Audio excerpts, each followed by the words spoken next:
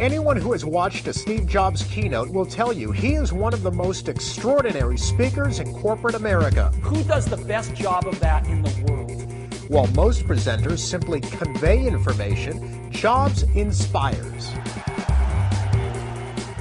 I'm Carmine Gallo, and today I'll walk you through several key techniques that Steve Jobs uses to electrify his audience. They're elements you can adopt in your very next presentation. Welcome to Macworld 2008. We've got some great stuff for you. There's clearly something in the air today. With those words, Jobs opened Macworld 2008, setting the theme for his presentation and hinting at the major announcement of the day, the launch of the ultra-thin MacBook Air. Whether it's a new notebook or the iPhone, Jobs unveils a single headline that sets the theme. Today, Apple is going to reinvent the phone.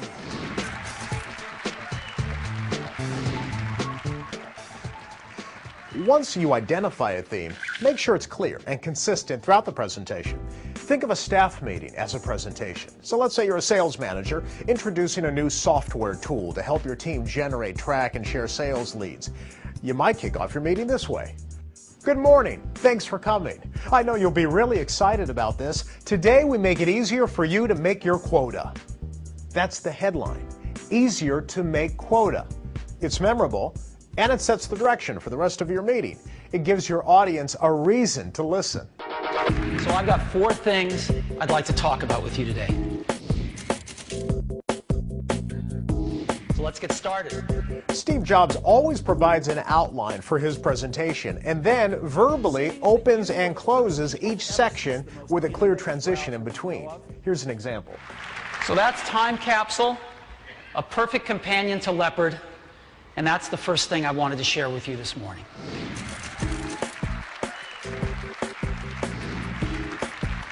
The point is, make it easy for your listeners to follow your story. Your outline will serve as guideposts along the way.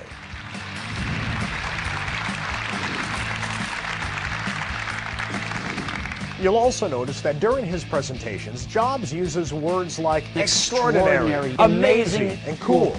He is passionate, enthusiastic, and it shows.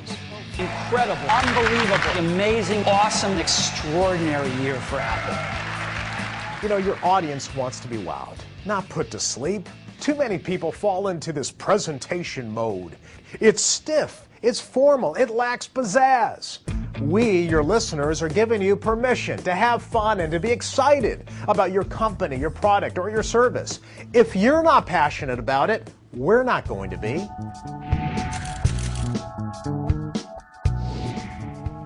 Remember, Jobs isn't selling hardware. He's selling an experience. If you offer numbers and statistics, make them meaningful. We have sold 4 million iPhones to date. If you divide 4 million by 200 days, that's 20,000 iPhones every day on average. Numbers don't mean much unless they're placed in context. Managers, connect the dots for your listeners. Recently, I worked with a company that launched a 12-gigabyte memory card. 12 gigabytes! That number doesn't mean much to most people, so we put it into context. We said that's enough memory to listen to your music while traveling to the moon and back. Now, 12 gigs means something to me. Make numbers meaningful. One of the most effective elements of a Steve Jobs presentation is that they are easy on the eyes. His presentations are visual and simple.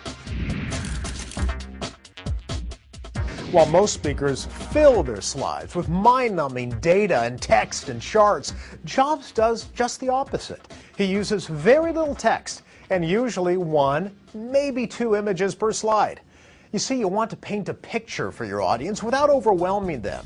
Inspiring presentations are short on bullet points and big on visuals. If you really want your presentation to pop, treat it like a show, with ebbs and flows, themes, and transitions. Jobs includes video clips, demonstrations, and guests. He also has a knack for dramatic flair, and it's very effective. For example, when introducing the MacBook Air, Jobs drew cheers by opening a manila interoffice envelope and holding the laptop out for everyone to see. This is the new MacBook Air, and you can get a feel for how thin it is.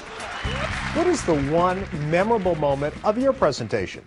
Identify it ahead of time, then build up to it. With a little help from our friends, everything will work today. And finally, rehearse, rehearse, and rehearse some more. Let me show you how easy that is now.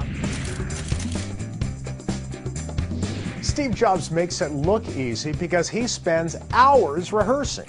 He cannot pull off an intricate presentation with video clips and demonstrations and outside speakers without practice.